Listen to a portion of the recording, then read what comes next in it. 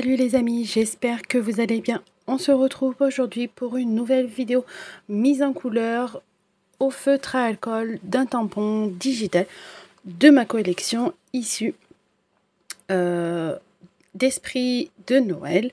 Donc j'ai décidé de mettre en couleur ce petit renne assis avec un bonnet et une écharpe parce que je vais faire une page d'art journal, mais comme j'avais de nouveaux combos couleurs à vous partager, je voulais pas rajouter plus de temps dans une autre vidéo, donc j'ai décidé d'en faire une à part entière.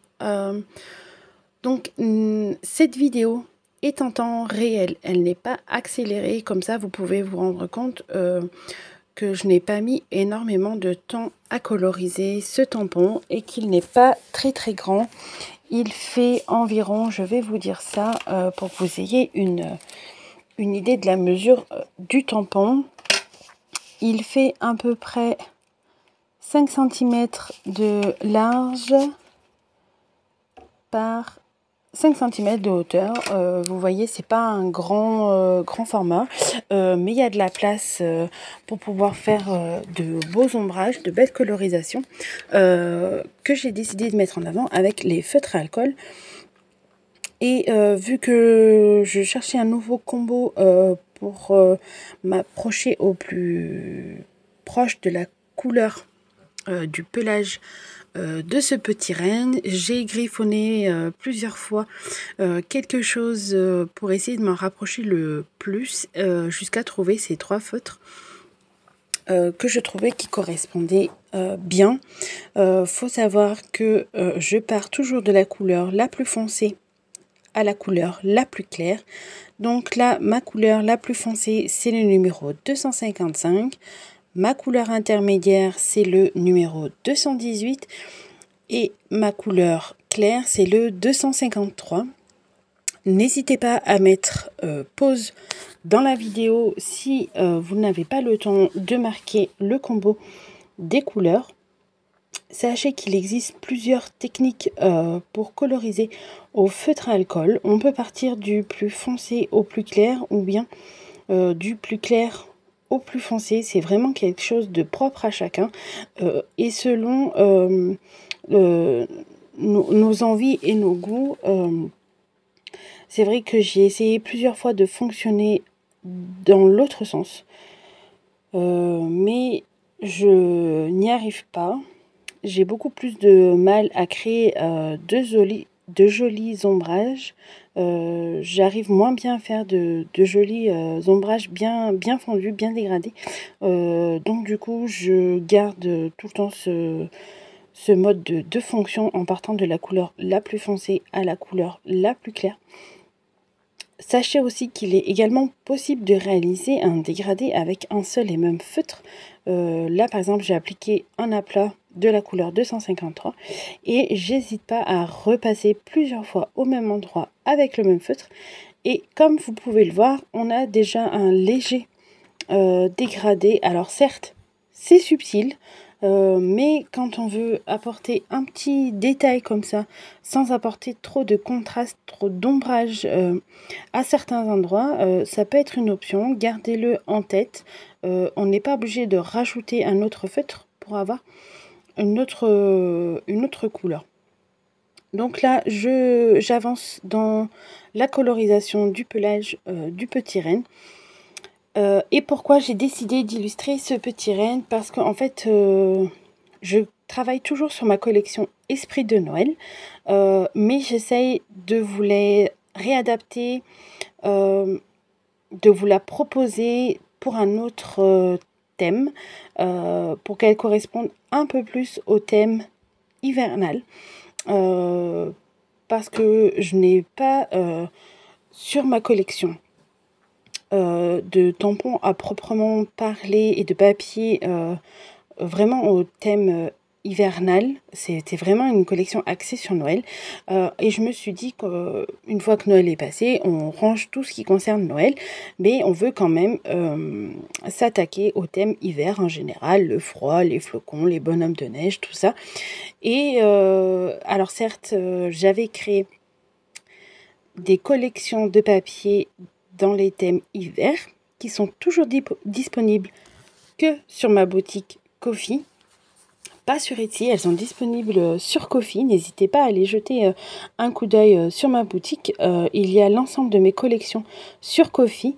C'est une plateforme sécurisée, donc il n'y a aucun souci de paiement. Je n'ai accès à aucune de vos données. N'ayez pas peur, ça fonctionne exactement de la même façon qu'Etsy. La seule chose qui change, c'est qu'il y a beaucoup moins de frais pour moi à m'engager.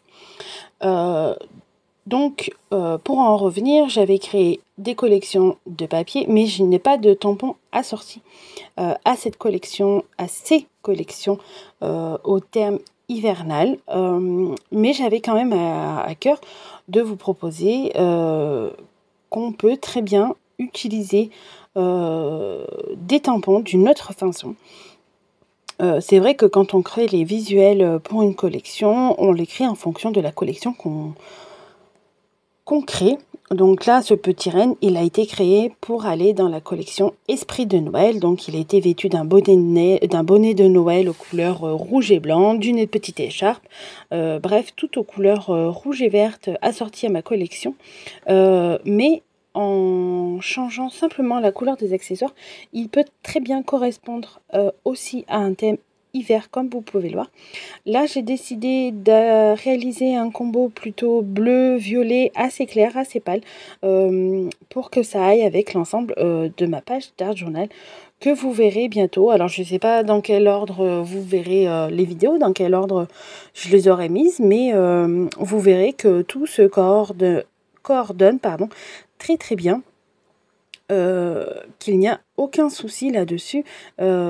Franchement, quand on crée des collections de papier et de tampons, certes, on vous propose un visuel pour vous donner une idée de ce que vous pouvez faire. C'est un peu comme les tampons physiques que vous achetez. Il y a souvent une illustration avec pour vous donner envie de comment pouvoir le mettre en couleur. Et ben la version digitale, c'est la même chose, sauf que je trouve qu'on a peut-être un peu plus de mal à s'en défaire.